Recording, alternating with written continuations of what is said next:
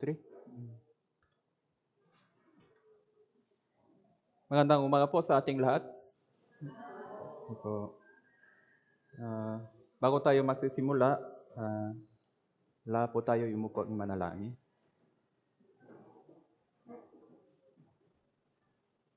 Mabaging aming dakilang amang Diyos na nagmamahal sa amin, maraming salamat po sa inyong pagbibigay ng oras na ito para magkaroon kami ng pagtitipon sa inyong harapan sa lugar na ito. Dahil sa inyong dakilang sakripisyo sa cross, kami po ay naligtas mula sa walang hanggang pagdurusa. Dahil sa inyong pagtanang ng banal na dugo, lahat ng aming kasalanan ay tinubos na pala. Kahit kami po ay mga miserableng magkasalanan, kayo po ay pumarito sa sanlibutan upang pasanin ang cross. Sa pangitan ng inyong pagtitiis ang pagtsatsaga tungo sa amin, sa gitna ng matinding parusa o pagdurusa sa cross, kami po ay magkaroon ng buhay na walang hanggan at buhay na pag-asa. Salamat po sa inyong lahat ng biyaya at pagtsatsaga tungo sa amin. Sa pangitan ng inyong patuloy na pagkabay sa amin, kami po ay magpapatuloy sa inyong maluwahating iglesia.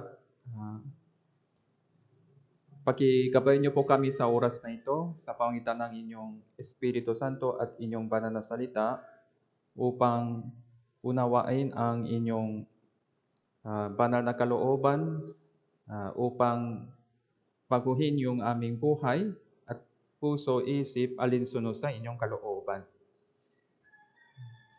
Kami po ay lupang mahina, kaya po nakitiwala kami talaga sa inyong pagkabay sa amin. Sa pangitan ng inyong banal na salita, malalaman din po namin na ang inyong ikalawang pagbabalik ay malalapit na. Kaya po, turuan niyo po kami upang baguhin yung aming buhay para sa inyong kaluwalhatian at para maibahagi ng inyong ebanghelyo ng mabuti sa mga ligaw na kaluluwa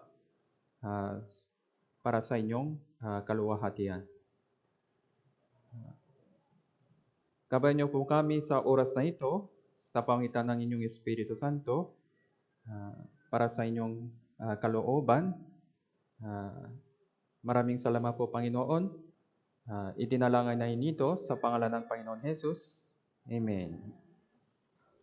Okay, buksan po natin ang Biblia, Filipos chapter 3.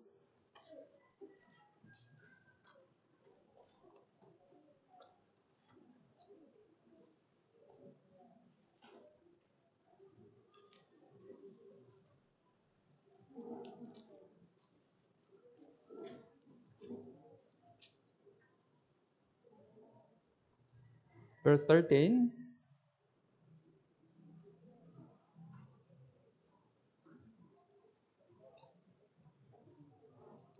Filipos chapter 3 verse 13 hanggang 14 po.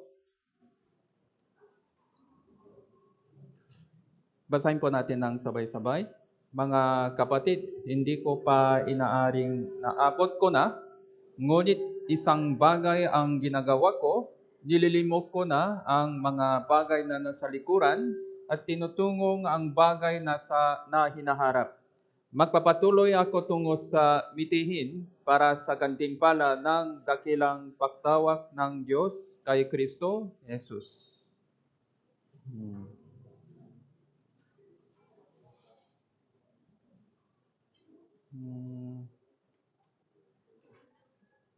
Ito po ang patutuo ni Apostle Pablo tungkol sa kanyang Kristiyanong pamumuhay bilang apostol, bilang manggagawa ng Diyos, bilang anak ng Diyos. Gaya ng alam po natin, siya po ang isang pinakamabuting halimbawa bilang Kristiyano para sa ating pong lahat. Kaya po, mahalaga po ang mensahe ng Apostol Pablo para sa ating pong lahat. So ito pa ay naisulat ni Apostol Pablo mga AD 61 or 2 daw po. Then siya pa ay naging martyr ng AD 67 doon sa Roma. Bago po siya ay naging martyr, bago po siya ay naging beheaded dahil sa kanyang pananampalataya, naisulat niya ang huling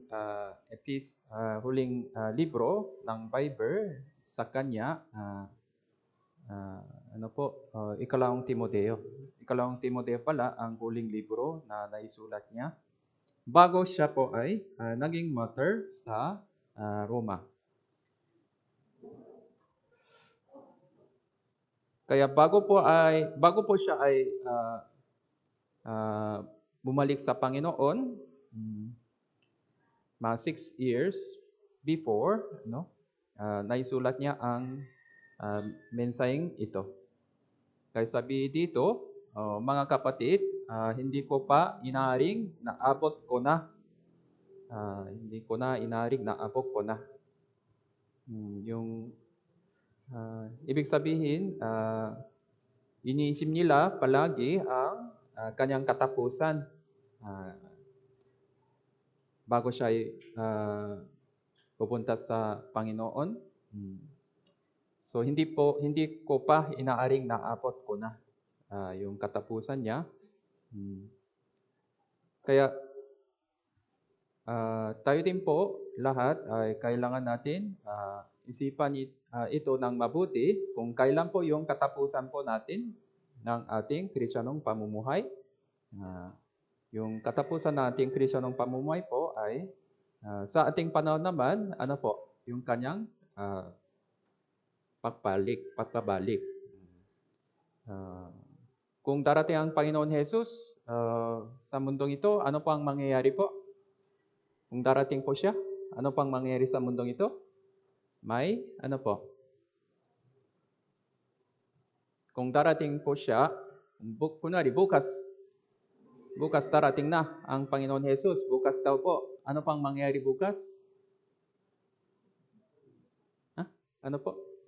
Alam nyo naman po. Ano po yun? Kung darating po siya sa mundong ito, ano pang mangyayari sa mundong ito? May rapture po, no? May kukunin? May iwan. May kukunin, may iwan. Okay. Sino ang kukunin ng Diyos? Yung tunay na ligtas. Sino ang iiwan ng Diyos? Yung mga lahat hindi ligtas. Sa oras ng pagdating niya, kung may ligtas, kukunin. Yung mga hindi ligtas, iiwan. Okay po, tama? Tama po. Kaya una, ito pang katapusan ng mundong ito. Yung katapusan ng mundo ay katapusan ng buhay natin din. No?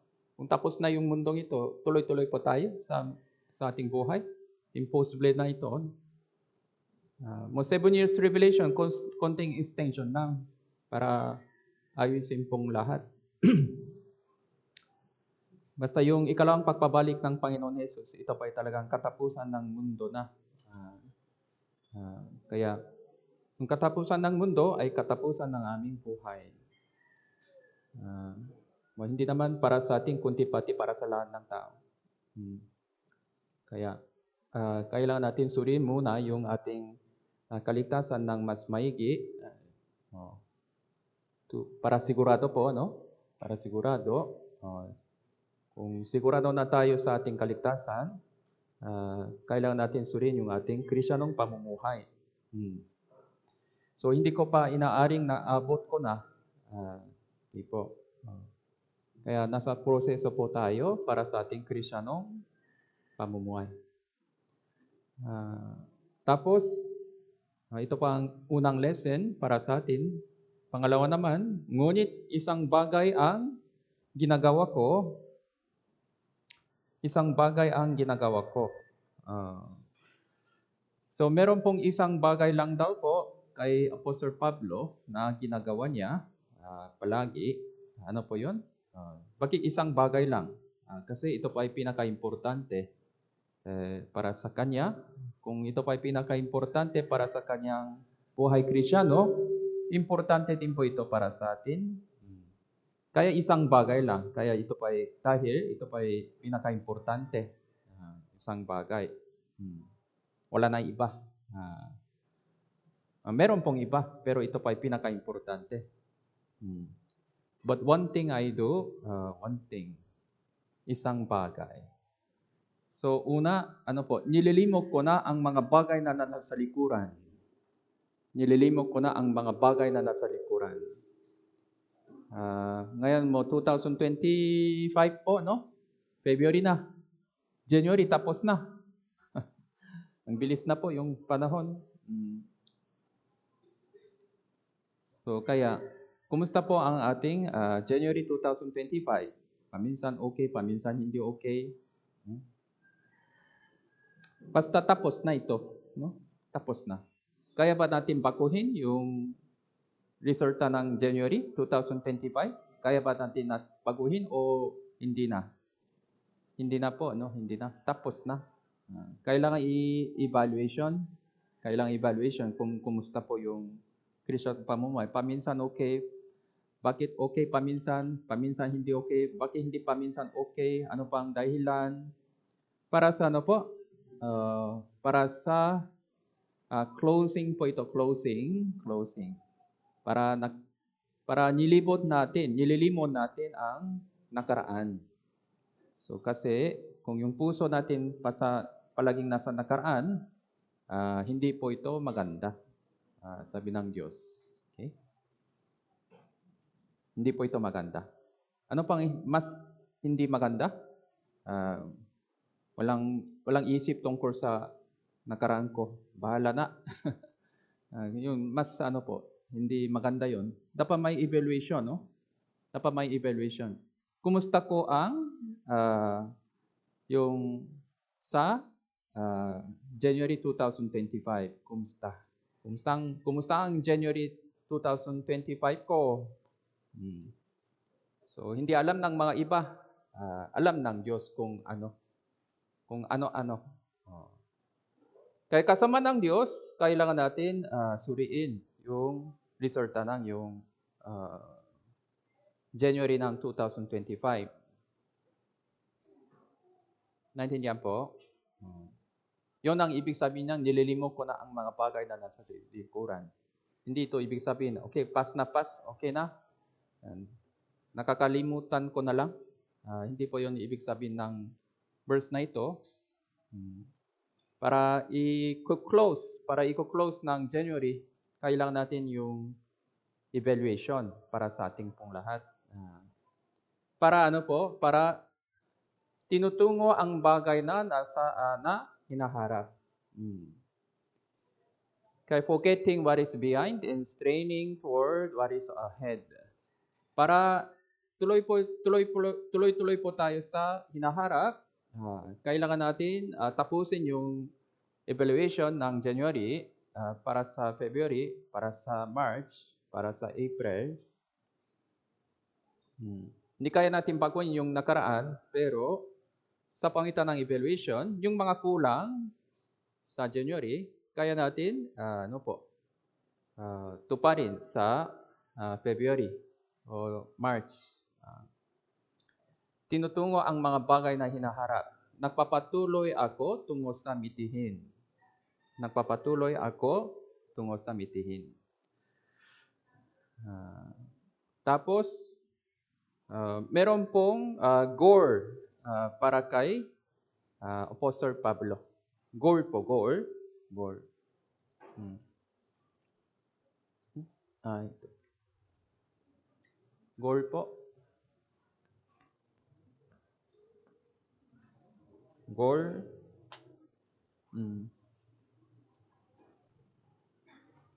Ano po ang gore natin? Meron po kayong goal? Meron po? Ano po ang goal natin? Ano po ang goal ni Apostle Pablo? Tungo sa mitihin. Para sa ano po? Gantimpala ng dakilang pagtawag ng Diyos kay Kristo Jesus. Ito po ang goal niya. Goal. Goal po, goal. Gantimpala. Gantimpala po. So,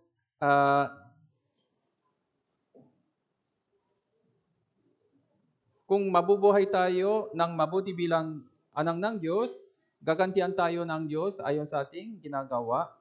Tama po? Kailan tayo tatanggap ng gantimpala po? Kung meron? Kailan po tatanggap ng gantimpala? Kailan po tayo tatanggap ng gantimpala? Kung meron po? Kailan? Sa kanyang pagbabalik. Ano po? Tama po? Kaya yung goal niya ay ganito. Ano ang nagiging itsura ko sa kanyang harapan, sa kanyang ikalawang pagbabalik. Ito pang goal. Sa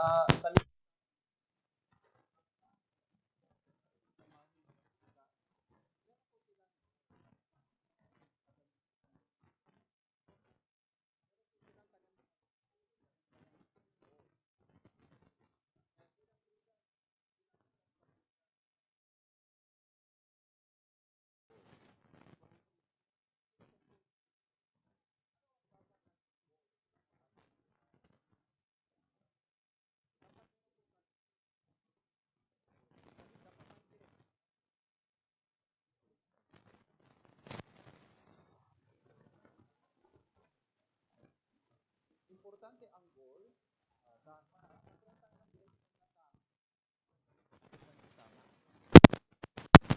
Bukas din po, siguro darating pa.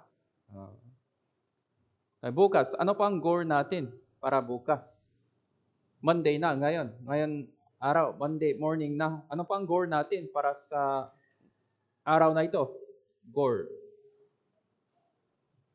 So kaya sa ating isip, sa ating puso, dapat meron po tayong goal palagi, no? Para sa goal na ito, kailangan natin gawin kung ano-ano sa araw na ito. Kailangan natin iwasan kung ano-ano para sa yung goal na ito. Naintindihan po? Kaya ano po ang goal natin? Sa kanila naman, iba-iba ang goal.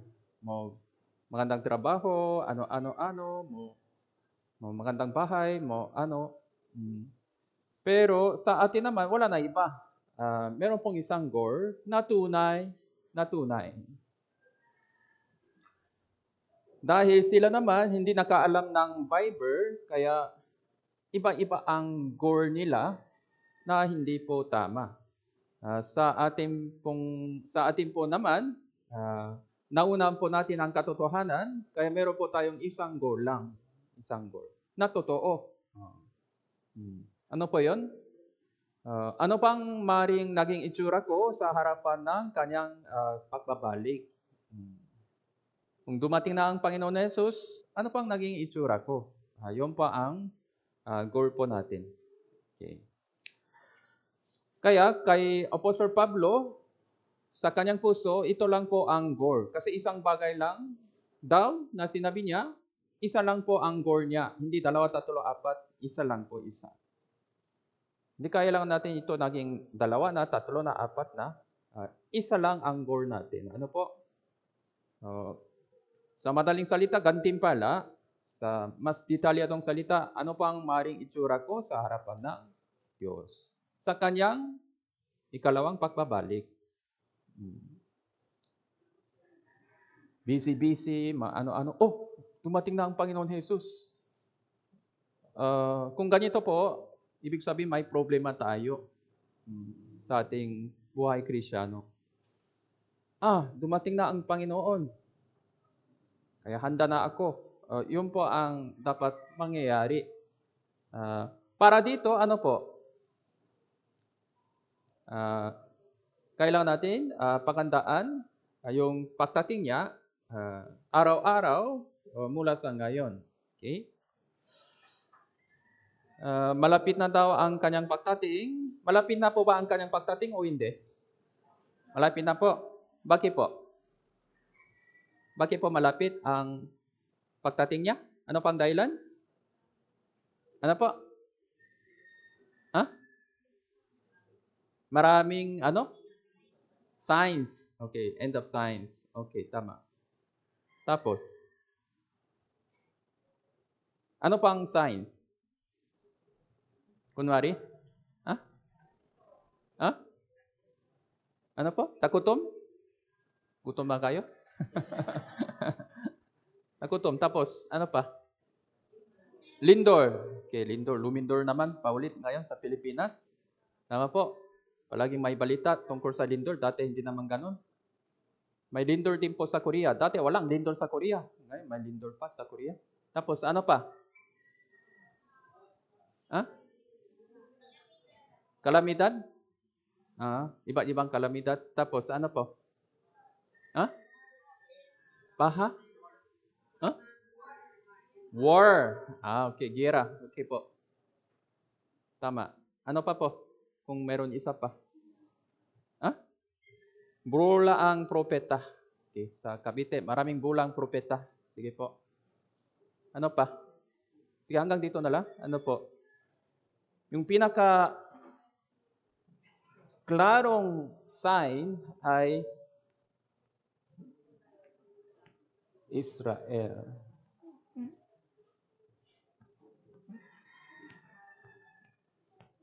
/ 1948, bumangon sila. Hindi lilipas ang lahing ito.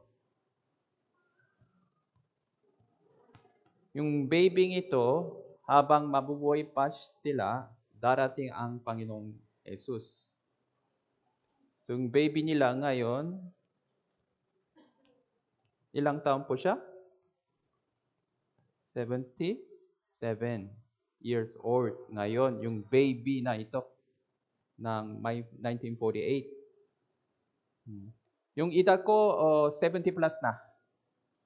Nanay, okay po. Habang mabubuhay pa sila, darating ang Panginoon Jesus. Yun pang ibig sabihin ng Bible. Kaya malapit na po ang kanyang pagdating kasi matanda na po ang mga 1948 baby, plus minus. Habang mabubuhay pa si Matusalem, darating ang baha.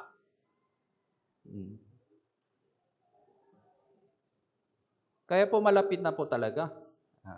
Yung tanda, ibang tanda naman, kasunod-sunod naman sa kanila.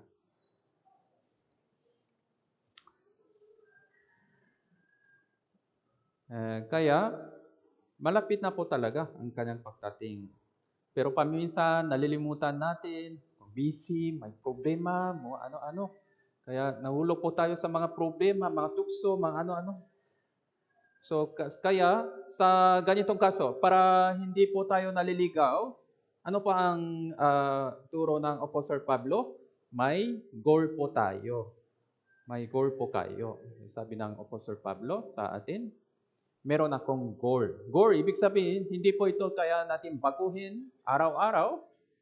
Isang goal. Isang goal po, isang goal. Ito ang goal ng ngayon araw din, bukas din, makalawa din. Ano po?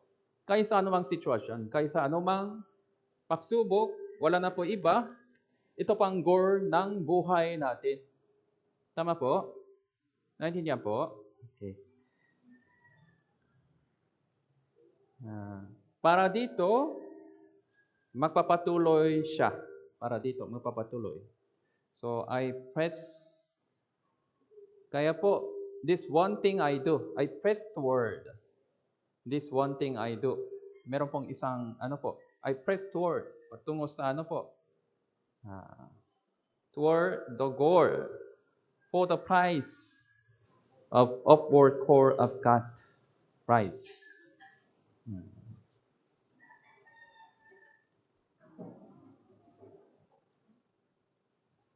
So ito pa ang pamumuhay ni Jesus para dito, pressing on. Pressing on. Gaya ng bicycle, may pedal sila, may pedal. Kaya paano tayo paano tayo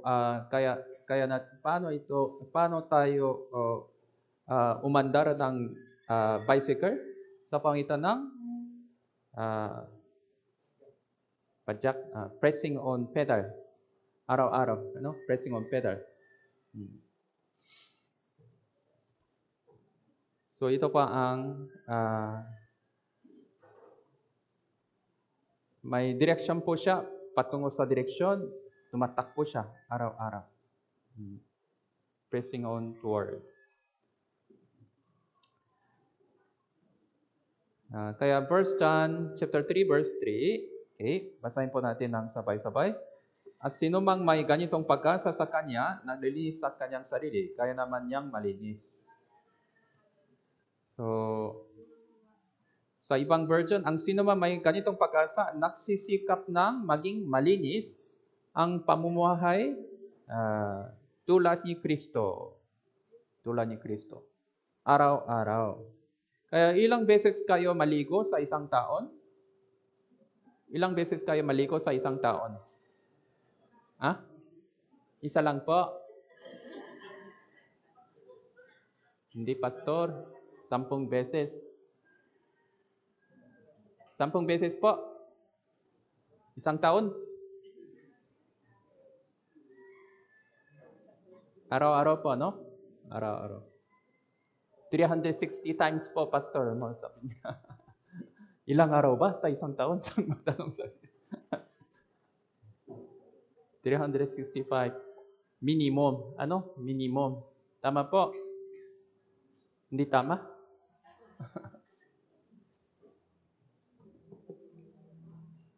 Kaya po, ang sino man may ganitong pag-asa, anong pag-asa po? Yung pagdating ng Panginoon Jesus, magkaroon tayo ng gantimpala, magkaroon tayo ng kaluwalhatian. Meron ba tayong ganitong pag-asa o wala? Meron po, wala? Meron. Pero nakalimutan palagi, no? Busy sa iba't ibang kaawin. So, meron po tayong ganitong pag-asa. Dahil ligtas na po tayo, ibig sabihin yung espiritu natin ay buhay na. Buhay. Kaya ito po, gaya ng pinarap po natin noong yung New Year retreat, para magkaroon para lumitaw ang isang paru-paro, butterfly. Yung proseso, yung unang proseso ay itlog tapos uod. Tama po? Ano po ang ginawa ng uod para siya po ay nagiging paru-paro? Kumakain siya araw-araw, Kumakain siya araw-araw. Nang mabuti yung dahon ng dahon po. Kaya nito, dapat araw-araw meron po tayong mga ginagawa para sa ating pagkataong loob, para sa ating goal. Ano pang goal? Ano ang magiging itsura ko sa kanyang ikalawang pagdating? Okay po. Kaya, magkaroon tayo ng detalyadong goal para doon. Para doon. Kaya ikalawang Timoteo chapter 4, verse 7 hanggang 8. Okay, buksan po natin yung Biblia. Mas maganda po. Ikalawang Timoteo chapter 4, verse 7 hanggang 8.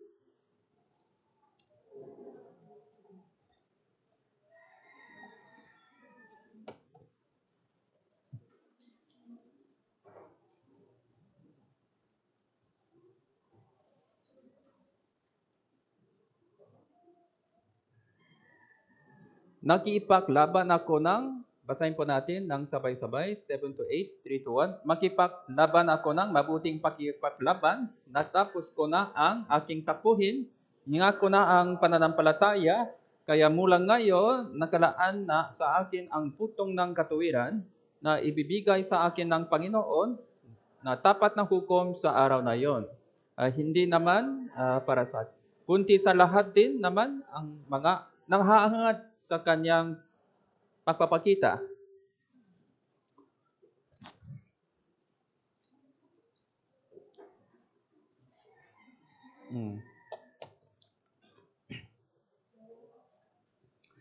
Makipaglaban ako ng mabuting pakipaglaban, matapos ko na ang aking takbuhin, iningatan ko na ang pananampalataya.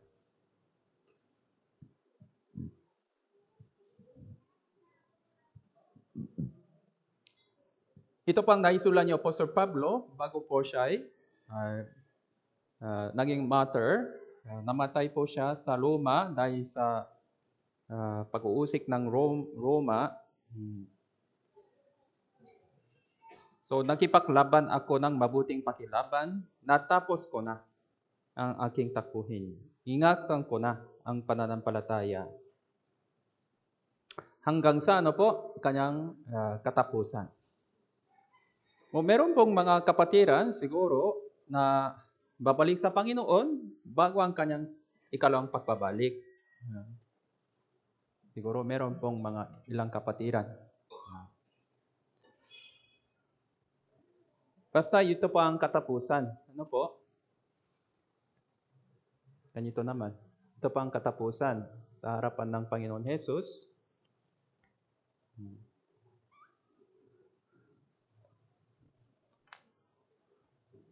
Sabi dito, mula ngayon, nakalaan na sa akin ang puktong ng katuwiran. So, victory na, victory sa kanya po. Hindi naman para sa kanya daw po, kundi sa lahat din naman ang mga nangahanga sa kanyang papapakita. Para sa atin, ito po ang importante. Kundi sa lahat din naman. Kaya para sa atin din pong lahat, meron pong mga inihanda ng Diyos na mahalaga.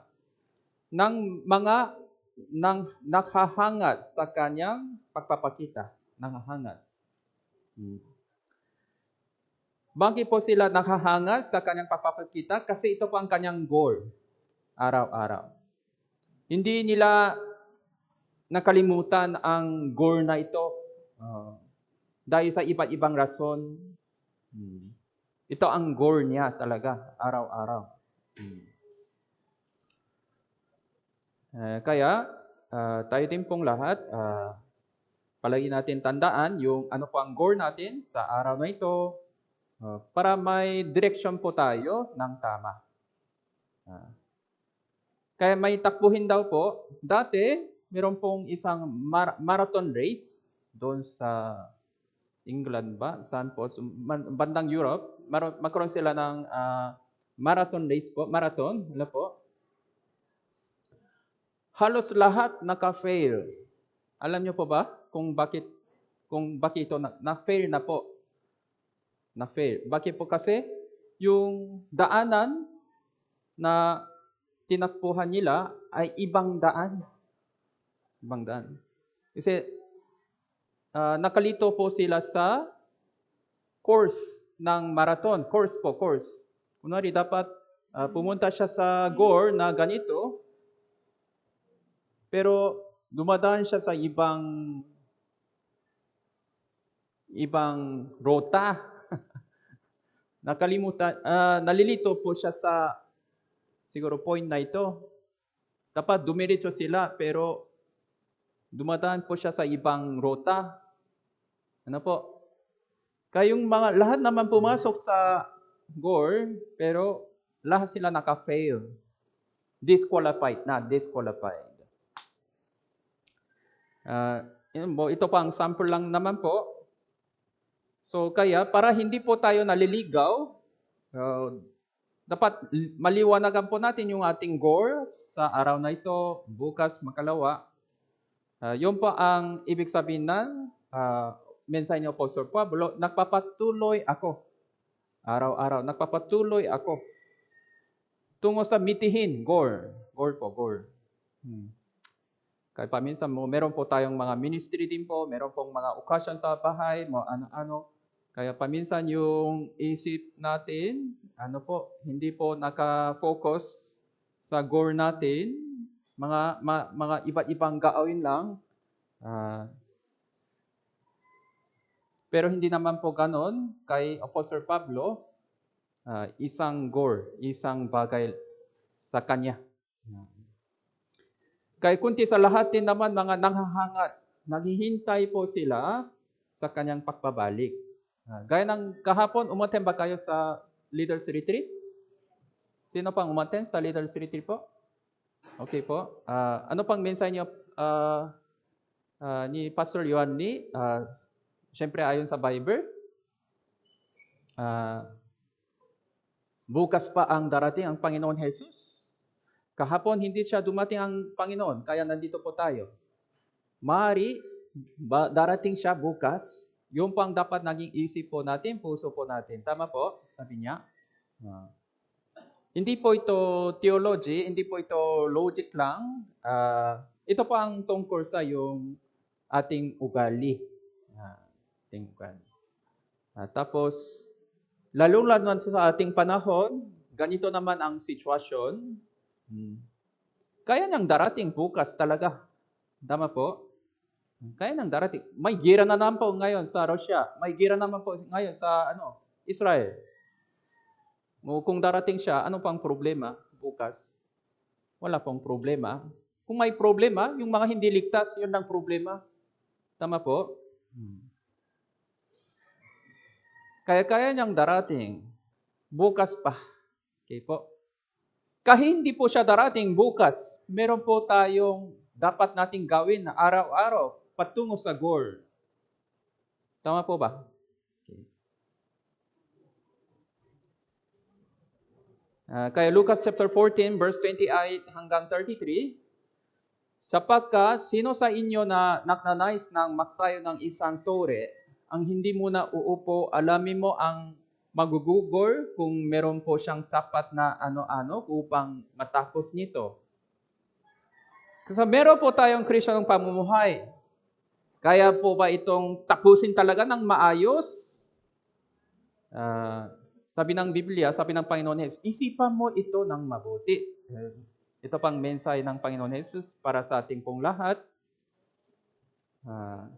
So yung Kristiyanong pamumuhay, pagtatuloy ng isang tore o bahay, kung ligtas na po tayo sa langit, may lote po tayo. Ito po, yung lote po ito sa langit para kay Brother John, para kay Brother Peter, Brother Juan, John Juan, Mateo, Marcos. Ano po? Lote lang. Kaya kayo pa paano, pwede kayong mabubuhay sa langit kasi may lote naman kayo. Tama po? Kahit kahit kubo lang, pwede pa. Pero para magkaroon tayo ng bahay talaga dito, so yung pang-Kristiyanong pamumuhay, ito ay talinghaga lang po ito, talinghaga. Yeah. Kaya para pagtatayo ng gusali o ganitong bahay, ano pang kailangan? Planning. O budget plan, o ano-ano. Tama po ba? Materials, labor.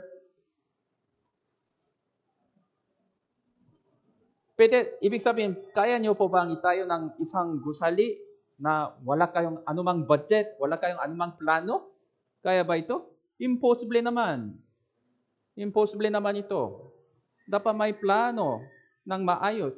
Kailangan permit, ano-ano, lahat. Tama po ba? Wala namang permit, itatayo na lang. So, hindi maayos yung design. Nawasak ito, nawasak po ito. Nawasak na, ulitin. Nawasak na, ulitin. Wag na lang daw ganyan. Kaya po, kahit komplikado ang proseso para sa pagtatayo ng isang bahay, ng gusali ng bahay, paano naman yung ating Kristiyanong pamumuhay na mahalaga?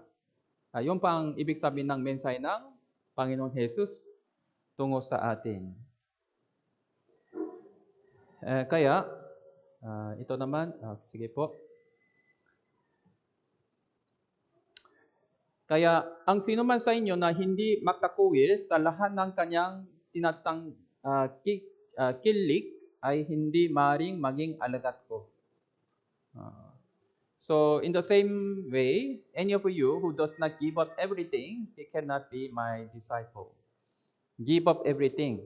Ibig sabihin, Ah, dapat ito pang pinakaunang prioridad sa ating buhay. Pinakaunang prioridad sa ating buhay. Ah, sa araw-araw.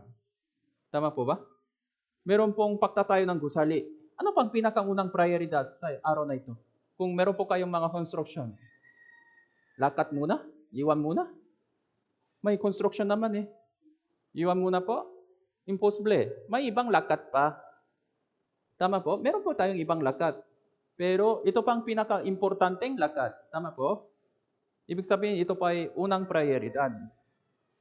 Yung pang ibig sabihin na you must give up everything.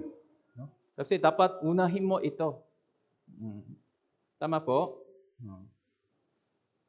Pero paminsan, ano pang nangyari? Meron pong mas unahin kaysa ito. Kaya may delay, may delay, may delay, may delay. Mga ganun po, ano? Kung dumating ang Panginoon Jesus, poste lang. Wala pang bubungan, poste lang. Parang ganun po ang nangyari. Kaya siguro may oras pa rin naman po tayo. Kaya mula sa ngayon, importante. January, yung proseso ko, 50% lang. Hindi pa, akala ko, medyo naging maayos. So kaya ngayon buwan, dapat naging 100% yung proseso po, progress, dapat 100% na tama.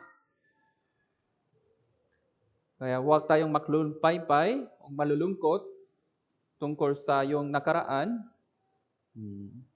Pero meron po tayong pagkataon pa. Ano po?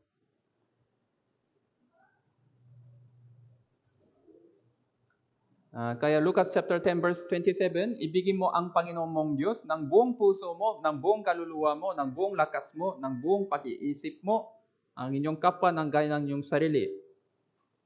Ibigin mo ang Panginoon ng inyong Diyos ng buong puso mo, buong kaluluwa, buong lakas, buong pag-iisip. So para sa ano po, goal natin, para sa Panginoon. So ano pang maaaring itsura ko sa harapan ng Panginoon? Kung mabuti po ang itsura natin, ito pa ay kalugod-lugos sa ating Panginoon. Tama po? Kaya para sa kanyang kagalakan, para sa kanyang kasiyahan, para sa kanyang kaluhatian. So ano pang dapat naging itsura ko sa harapan niya? Gaya ng mga graduation ceremony, may awarding po sila, awarding, tama po, awarding ceremony. Kaya most ano-ano daw. Most excellent ano-ano. Tama po? Ganon, yung magulang nila. Yung anak ko, very good. Ganon, ano? Tama po ba? Gaya nito, kung tayo pa ay nagiging pinakamabuting Kristiyano, para sa pangitan nito, luluwahatin natin ang Panginoong Diyos. Tama po? Tama po ba? Kung hindi maganda yung Kristiyanong pamumuhay, yung resulta natin, ito po ay isang nalulungkot na bagay sa Panginoon. Para iwasan po natin, kaya po, ibigin mo ang Panginoon mong Diyos. Sino pang naghahangat sa kanyang pagdating? Yung mga umibig sa Panginoon na higit sa lahat ng kanyang buong puso, buong kaluluwa. Siyempre po, lahat ng ligtas, umiibig po sila sa Panginoon. Tama po ba? Ibigin niyo po ba ang Panginoon o hindi? Ibigin po, ano? Pero, higit sa lahat pa, yun pa ang problema, no? Ng buong puso natin, yun pang problema. Ng buong kaluluwa natin, yung buong lakas po natin, yung buong pag-iisip po natin, yung pang ibang topic. Tama po ba? Kaya yun po ang ating mindset. Dapat para tuparin yung ating goal. Kaya may goal tayo. Para sa goal natin, may preparation tayo sa ating puso, isip, oras, plano, lahat. No? Kaya pumaraong ka sa langgam. Kaikan chapter 6 ay tanyak na chapter tungkol sa langgam. Kaikan chapter 6. Ano po? Pumaraong ka sa langgam. Ikaw ang natamad. So ito mensahe para sa ating lahat. Ano? Ikaw na tamad. Oops. Mm. Masdan mo ang kanyang mga lakad. Ikay ay magpakapantas na bagaman walang puno, walang puno, takapang mahala, walang puno, puno ba yan? Yung puno, puno, puno.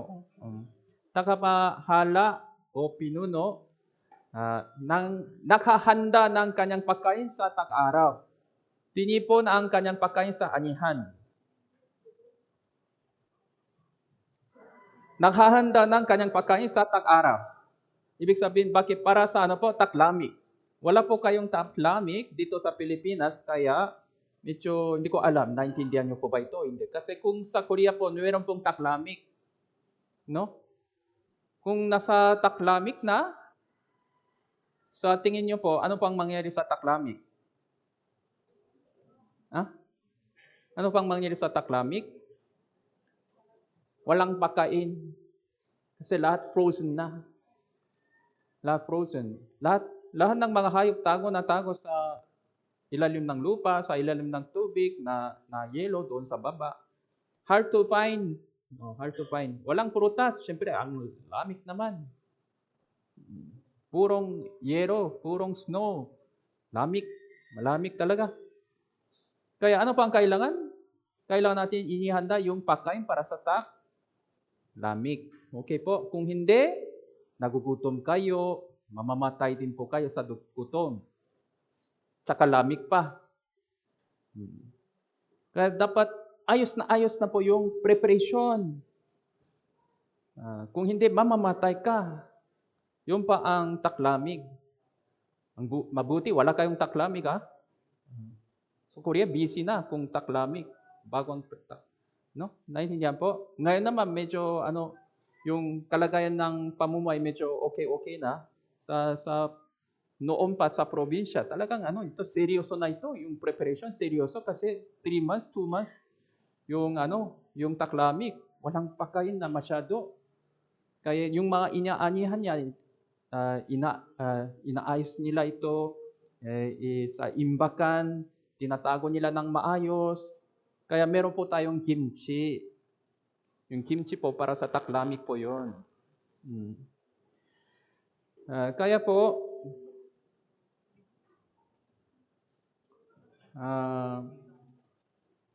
gaya nito, darating ang Panginoon Jesus. Ito pang taglamig sa mundong ito. Nakahanda ng kanyang pagkain sa tag-araw. Malayo pa naman, taglamig. Inihanda po nila yung kanyang pagkain ng mabuti. Yun po ang langgam. Okay, naintindihan po ba? Yun po ang langgam. Hindi naman darating ang Panginoon Jesus bukas makalawa pa, pero kailangan natin inihanda ito ng mabuti ng araw-araw. Araw-araw. Okay po, araw-araw. Kaya Kaikan chapter 21 verse 5, ang mga plano ng masipa ay patungo sa kasaganaan, ngunit ang bawat nagmamadali ay humahantong lamang sa kasalatan. Ang mga plano ng masipa ay patungo sa kasaganaan. Kung maaga sila maghanda ng kanyang pagkain, naging ayos na po yung pamumuhay nila sa taglamig. Kung hindi, bawat nagmamadali, next month, taglamig na. Ngayon, malamig na. Huli na po. Huli na. Kung October na, naging malamig na po ang Korea. November, sobrang lamig na. December, lamig na lamig. January, lamig na lamig. Kaya September, dapat tapusin nila yung preparation talaga. September. At least, mga October. Kung November na, wala yun. So kaya, magtatsin sa November, gusto nila inihanda yung mga pagkain nila, kaya nagmamadali sila. So, sino pang nagmamadali? Ay, gising na ako lang late. Gumising na. Yung mga estudyante na gumising na late. No? Dapat 6:30, nandoon ako sa eskwelahan. Gumising na ako sa 6:30 o 6:25. Nagmamadali sila, no? Gaya nito, basta may oras pa po konti, may oras pa tayo konti, 6:30 naman, Basta gumising na tayo, mga 5:30, may oras pa rin tayo, konti. Ngayon, dapat natin tapusin. So, yun pang ibig sabihin ng mensahe ng Panginoon tungo sa atin. Kaya mga plano ng masipag, araw-araw dapat may plano at dapat natin tapusin. Kaya meron po kayong Bible reading plan? Meron po. Bible reading plan. Yun. Halimbawa po, Bible reading plan. Maganda po ito. Prayer plan, evangelism plan, no? Fellowship plan, para sa ating sariling plan, para sa buhay Kristiyano. Meron po kayong detalyadong plan?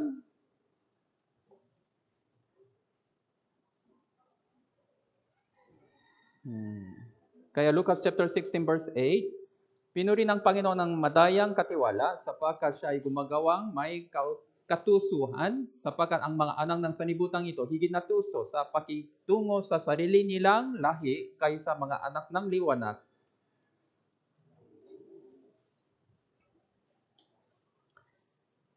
Mga anak ng sanibutang ito higit na tuso, mahusay, marunong, pakitungo sa sarili nilang negosyo kaysa mga anak ng liwanag. Masipag sila lahat, marunong sila, mahusay sa kanyang sariling negosyo. Sino po yung mga hindi ligtas? Mga ligtas naman, tamat, hindi marunong, hindi mahusay kanyang Kristiyanong pamumuhay. Yung pang ibig sabihin ng mensahe ni Jesus. Kaya tularan mo ang ginagawa nila, kunin mo ang mga ilang lesson para isabuhay sa inyong Kristiyanong pamumuhay, sabi ng Panginoon Jesus. Tama po? Kaya, parang ito pa ang ating negosyo. Ano po? Tama po ba? Sinabi ng Panginoon. Bigyan tayo ng Diyos 5 talento, 2 talento, 1 talento para negosyo daw tayo espiritual. Ano pang negosyo natin? Pagliligtas sa kaluluwa. Okay? Yung pang negosyo natin. Tama po?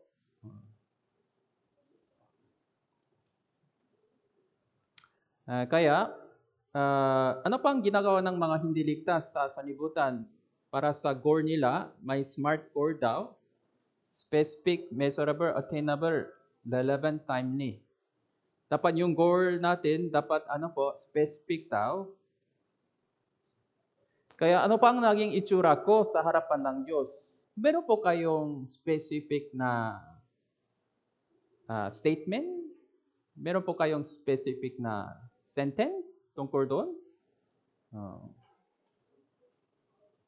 Kung may negosyo kayo, meron po kayong goal? Kung may negosyo kayo. Kung may negosyo kayo, meron po kayong notebook? Magkaroon kayo ng plano kung may negosyo kayo? Magpapebenta ng mga ano. Kung gano'n, magkaroon kayo ng mga plano ba? Tama po? Wala po? Bahala ng customer? Kung pupunta sila, ibebenta. Kung hindi sila pupunta, bahala na. Kanino po ito? Para kanino po ito? Measurable, ilang benta na? Bukas, ilang benta sa dapat? Kaya ngayon, ano pa ang kailangan kong handa? Anong oras na mamalangki ako? Meron pong mga timetable, no? Tama po ba? Bukas, makano dapat? Para ano po ito? Para sa hanap buhay daw? Hanggang kailan? Yung benta ko hanggang kailan po? Hanggang next year na? Hindi, hanggang within this week, dapat ibenta ito lahat. Kaya specific. So, patungo sa goal. Kaya, kunwari po, siguro nakita nyo po ito konti sa SMART core for running 10 kilometers. Specific, I would like to start training every day to run 10 kilometers. Ito ang specific, 10 kilometers. Measurable, mula sa bahay ko hanggang sa barangay, 250 meters. Back and forth, 500 meters. 20 times, back and forth, yan 10 kilometers na. Ngayon, kaya ko na 1 kilometers, unti-unti. Relevant. Siyempre, mahalaga po ito para sa kalusugan ko. Wala pong mga plano na regularly attend ako sa sugalan. Parang ganun po. Hindi ito relevant, no?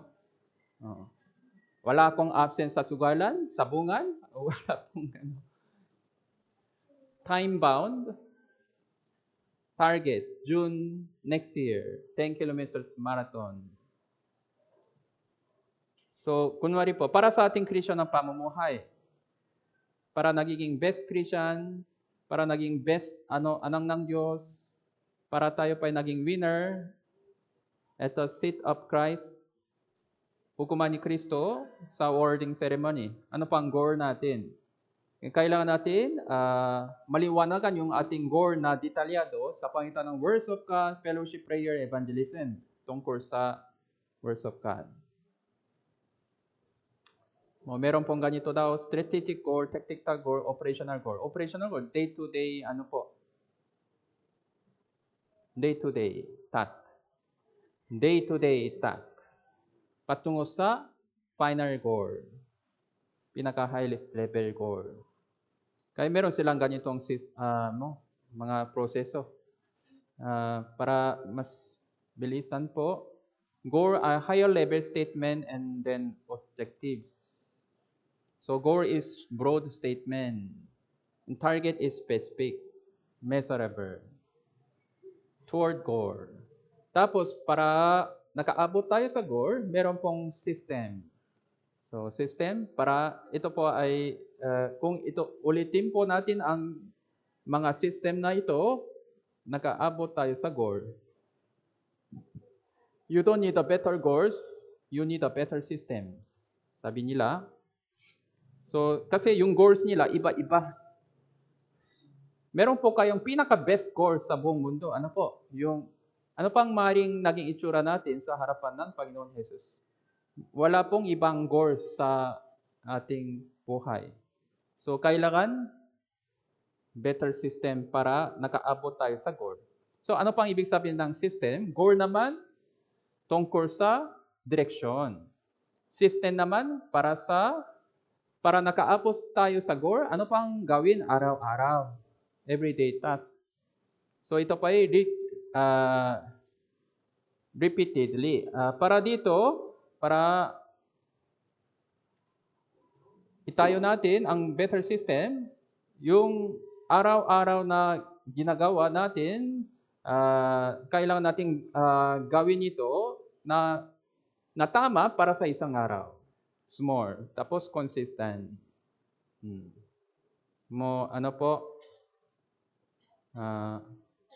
Dito, halimbawa po, I want to read 24 books this year.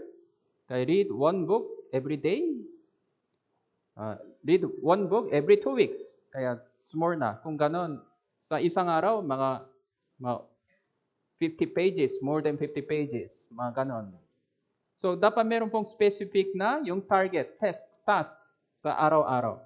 So, sa atin naman, yung isa pang pinaka mabuting halimbawa ay Bible reading plan. Tama po? Gusto kong tapusin yung papabasa ng Bible 2 times a year. Unang ilang chapter sa isang araw. Meron na. Tama po ba? Ito dapat tapusin. Tama po? Dapat itong tapusin. Tama po? Kaysa anumang sitwasyon.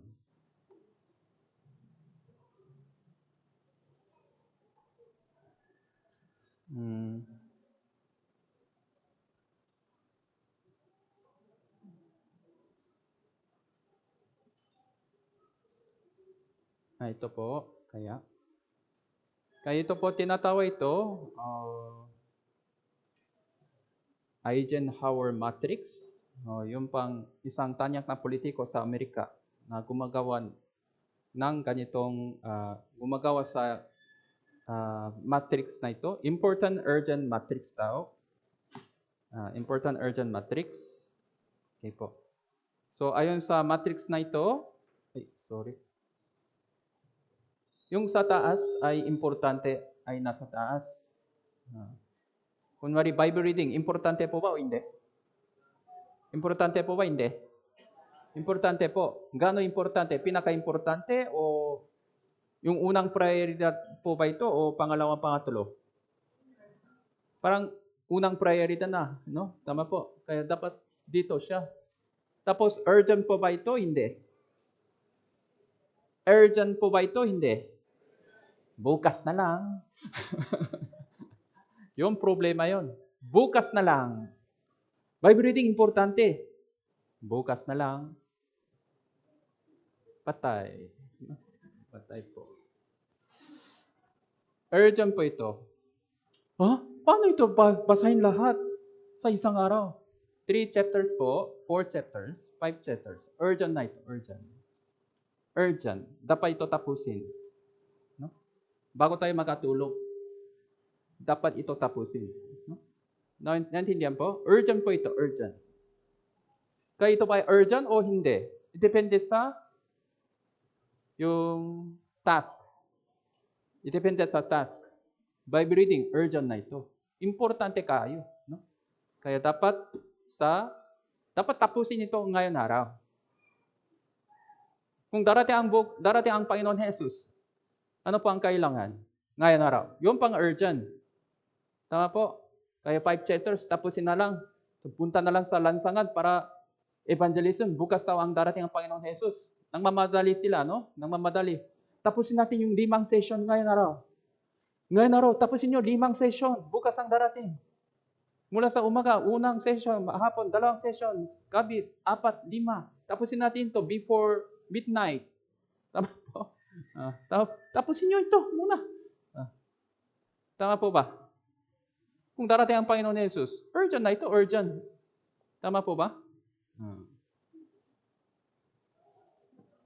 Kaya isang session, urgent na yun. Urgent. Kaya 5 chapter, urgent po ito, urgent. Ngayon araw, urgent. Okay, naintindihan po? Pero bukas na lang. Mamaya na lang. Bukas na lang. Ay, gabi na. Bukas na lang. Umaga na lang. Hapon na lang. Gabi na. Next week na lang. Next year na. Ano? Yung pang naging problema. No? Naintindihan po? Kaya maraming mga gaawin sa ating buhay. Kaya goal plan. So sabi nila, ito po ang goal daw. Goal planning daw. Okay? Reverse goal setting process. Reverse goal. Kaya kadalasan, para sa pagtatayo ng gusali, ano kang kailangan ko ngayon? Yun po ang setting nila. Yung setting daw nila ay medyo iba po. Ano pa ang setting muna? Goal muna ang setting.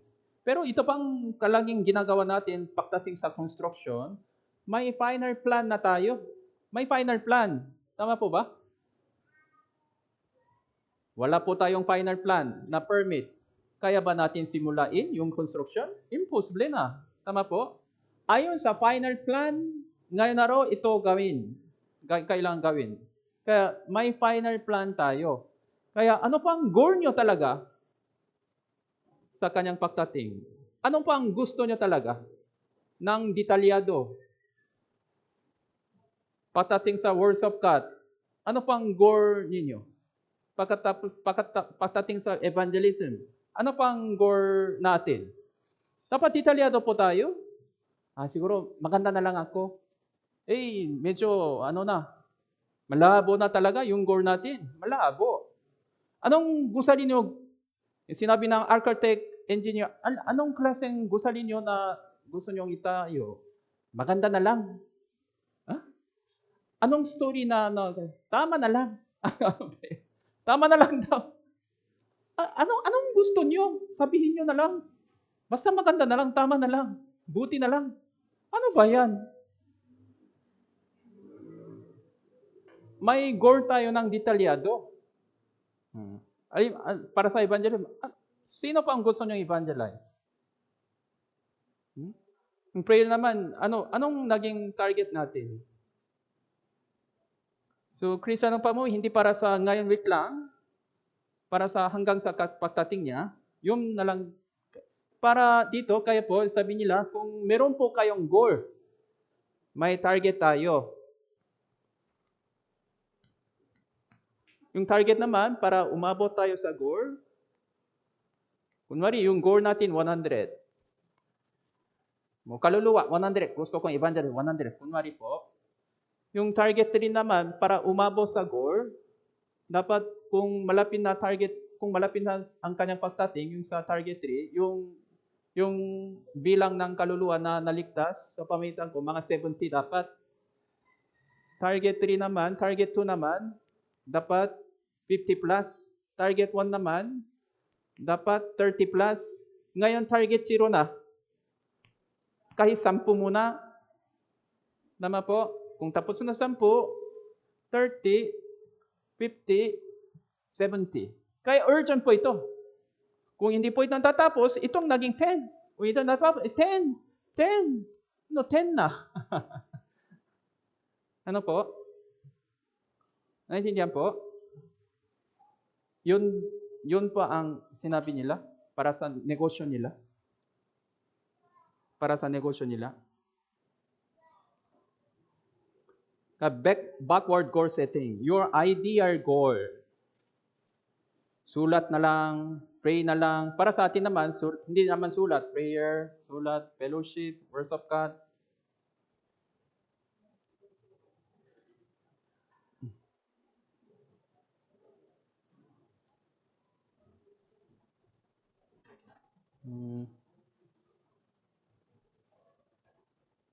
Kaya po, para ito po ay naging sistema, meron po tayong input tao, parang factory po, may input kung may resulta, no? Gore, best children of God who give pleasure to my Lord.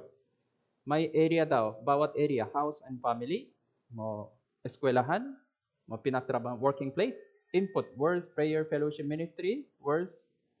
So, ibig sabihin, ano pang naging basehan? Ano pang naging source ng para sa family? Ang kanilang sinabi, mga Gawa chapter 16, verse 31, mananampalataya ka sa Panginoon Jesus at maliligtas ka.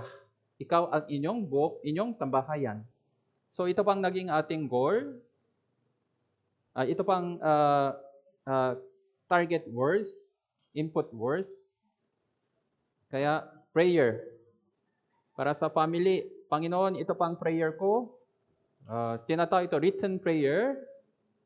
Gagawin ng written prayer. Tapos, yung target 3 naman, 50% of family relatives in heaven. Ibig sabihin ligtas.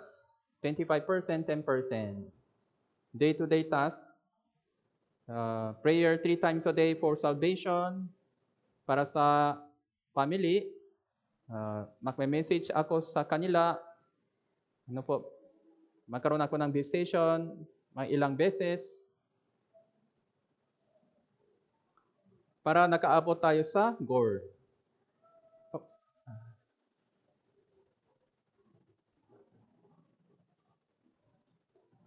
Kaya, para sa dito, yung importanteng bagay ay kailangan time blocking daw.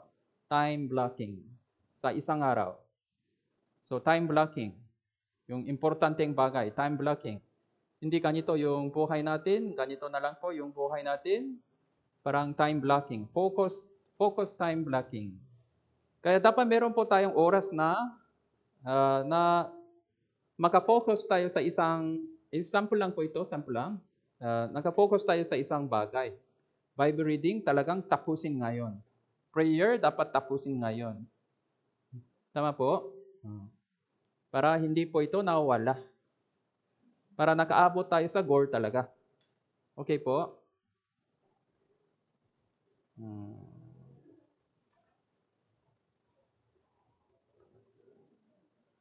Kaya sa bandang huli, basahin po natin ito ng mabuti. Paulit ko. Filipos chapter 3, verse 13 hanggang 14. Mga kapatid, hindi ko pa inaaring naabot ko na, ngunit isang bagay na ginagawa ko, nililimok ko na ang mga bagay na nasa likuran, tinutungo ang mga bagay na hinaharap, napapatuloy ako tungo sa mitihin para sa gantimpala ng dakilang pagtawag ng Diyos kay Kristo Jesus. Kaya gagawa kayo ng iyong sariling plano, core, target. Ano pa ang words of God? Para sa target po ito? Para sa goal po ito? Gagawin ko ng detalyado, mga words of God, evangelism, fellowship, ministry, tapos tungkol sa ating sarili, yung kanina may area po tayo, family evangelism. Yung area po, isa pang area, paglagong spiritual, pagbabago sa buhay ko, pagbabago ng isip ko. Kaya po, nakita ko yung ganitong plano ng iba na forgiving others 5 times a day. Patawarin mo ang iba 5 times a day. 5 times. May specific, relevant, measurable. 5 times kasi, no? Pinatawad niyo po ba ang mga iba 5 times? Manalangin po pagka kayo sa iba 3 times a day? Kahit isang beses? Checklist. Kaya ng Bible reading, checklist po, checklist. Kaya sa Bible, mag-focus kami sa Bible reading plan. Next time, prayer plan o Bible memory verse plan. May area po daw po, area. Sa area naman, locational o spiritual. So kaya po, para sa pagtatayo ng gusali, may electrical plan, plumbing plan, structural plan, mga interior, mga ano-ano po. Tama pa? Tama po? Ayon sa progress, meron pong mga iba't ibang plano. Ayon sa area. Tayo din po, para sa ating pong lahat, mahalaga po ito. Sige po, hanggang dito po tayo.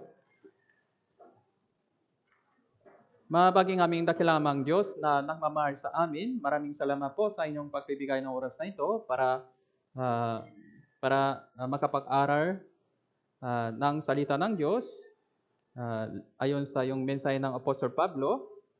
Kaya po, para nakaabot kami sa goal galing sa kaharian ng Diyos, yung aming heavenly goal. Pakitulungan niyo po kami, gabayan niyo po kami sa pangitan ng inyong karunungan, inyong kaalaman, para baguhin yung aming buhay para sa inyong kaluwalhatian. Kami pa ay lupang mahina, nagtitiwala kami, umaasa po kami sa inyong biyaya, ang awa tungo sa amin. Pakikabayan niyo po kami sa pangitan ng inyong kapangyarihan. Idinalangin namin ito sa pangalan ng Panginoon Jesus. Amen. Okay po, dito po.